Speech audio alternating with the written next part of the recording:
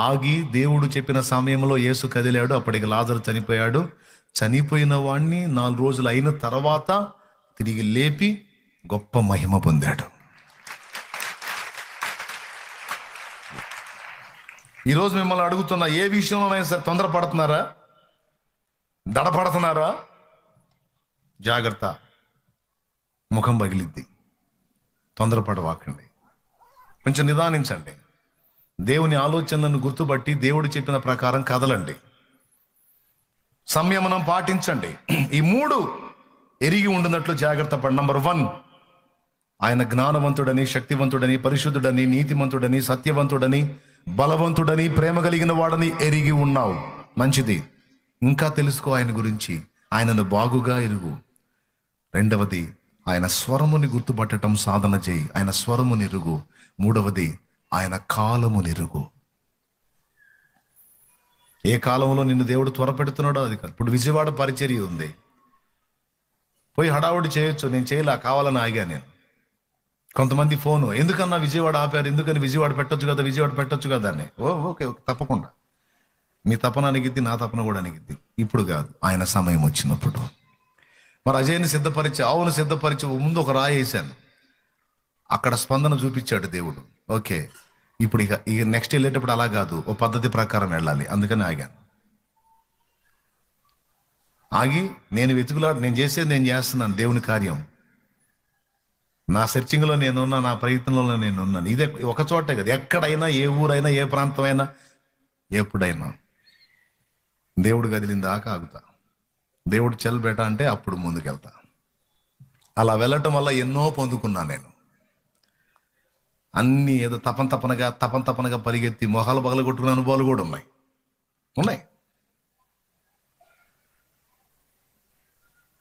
నేను అనుభవాలు పొందిన తర్వాత ఇంకట పరిగెత్త తెలుసుకోవాలా. కొంచెం నిదాన్ని ఇస్తాను, దేవుడు కార్యం చేసేంత వరకు ఆగుతాను. అట్లాగా ఈ ఒక్క చోట లాజరు విషయంలోనే కాదు, చాలా చోట్ల ఆయన కొన్నిసార్లు స్పీడ్గా కదులుతాడు, కొన్నిసార్లు అసలు కదలని స్థితిలో ఉన్నట్టుగా ఉండిపోతాడు. కానీ ఎప్పుడు కదులుతాడో అప్పుడే క్షేమం. దయ్యాలన్నీ గంతులేస్తున్నా సరే చక్క పని చేసుకుంటా ఉన్నాడు. సమయం వచ్చింది, బజార్లు తిప్పించి బాదాడు. 1 లాజరు విషయంలో, 2 3వది కానా అనే ఊర్లో పెండ్లి విందు జరుగుతున్నప్పుడు యేసు తల్లి అయిన మరియా ఆయన దగ్గరకు వచ్చి, బాబు వాళ్ళకి ద్రాక్షరసం అయిపోయిందంట, నువ్వేమైనా చేయగలవా అని ఆయన అడిగినప్పుడు ఆయన ఏమన్నాడు? అమ్మా, నాతో నీకేం పని, నా సమయం ఇంకా రాలేదు అంటాడు. అప్పుడు ఆమె ఎంత తెలియగలదో చూడండి. సమయం ఇంకా రాలేదు అంటే కార్యం ఉందని ఆమె గుర్తించింది, అద్భుతం ఉంది ఇక్కడ అని గుర్తించింది. మంచి వివేకవంతురాలు ఆమె గుర్తించి పనివారిలో 2 పిలిచి, ఆయన మీతో చెప్పునది చేయుడి అంది.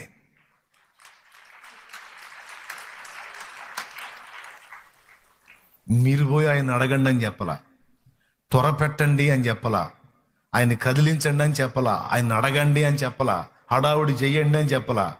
నోరు మూసుకొని చూస్తూ ఉండండి, ఆయన చెబుతాడు, ఆయన చెప్పింది చెయ్యండి అని. ఎందుకంటే పనులు అందరినీ చూసుకుంటూ ఉంటారు కదా. 2 కేంద్రీకరించింది ఆయన వైపు. మీరు ఆయనకి వెళ్ళే కనిపెట్టండి, ఆయన చెప్పింది చేయండి. వాళ్ళిద్దరు ఆయనకి వెళ్ళే చూస్తాం మొదలు పెట్టారు. ఆ సమయం వచ్చింది, విందు ప్రధాని సమీపంలోకి వచ్చాడు. అప్పుడు చెప్పాడు పిలిచి, ఈ రాతి బాణంలో నీళ్లు నింపండి అన్నాడు. టపిమని పోయి అంచుల మట్టుకు నింపారు. ఈలోపు విందు ప్రధాని వచ్చాడు. అసలు మెయిన్ పాత్ర ఎవరున్నారో ఆ పెళ్లిలో ముఖ్య అతిథి అతను వచ్చాడు. వాస్తవానికి ద్రాక్షరసం అయిపోయింది. నీళ్ళు ఇస్తే అమర్యాద, అగౌరవం. ద్రాక్షరసమే ఇవ్వాలి. అప్పుడు ఆ నీళ్లు నింపబడినటువంటి రాతి బాణంలో నీళ్ళు నింపారు కదా, ఆ నీళ్లు ముంచుకొని తీసుకెళ్లి విందు ప్రధానికి ఏండి అన్నాడు. దేవునికి స్తోత్రం. ఏమండి, ఒకవేళ ప్రధాని రాకముందు అద్భుతం చేస్తే ఆ ద్రాక్షరసంతో ఉన్నవాళ్ళు తాగేవాళ్ళే. మళ్ళీ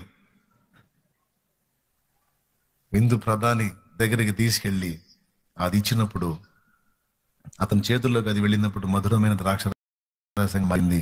అతను తాగి ఆ ఇంటి వారిని మెచ్చుకున్నాడు.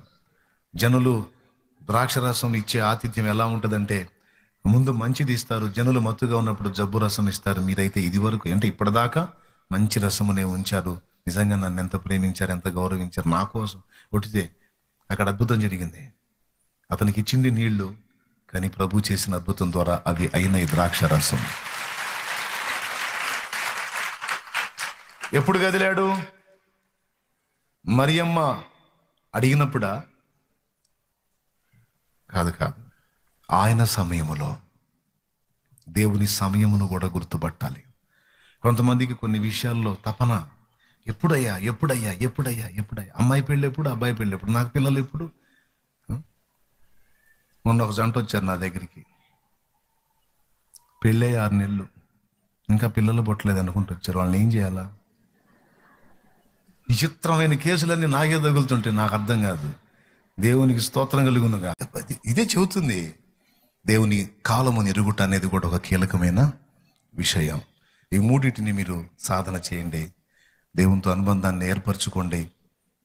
ఆ అనుబంధం ఎలా స్థిరపడిద్ది అంటే ఆయన ఎరుగుట ద్వారా, ఆయన స్వరం ఎరుగుట ద్వారా, ఆయన కాలం ఎరుగుట ద్వారా అనుబంధం స్థిరపడుతుంది. కాబట్టి మీరు ఎక్కడున్నా, ఏ స్థితిలో ఉన్నా, ఏ ప్రదేశంలో ఉన్నా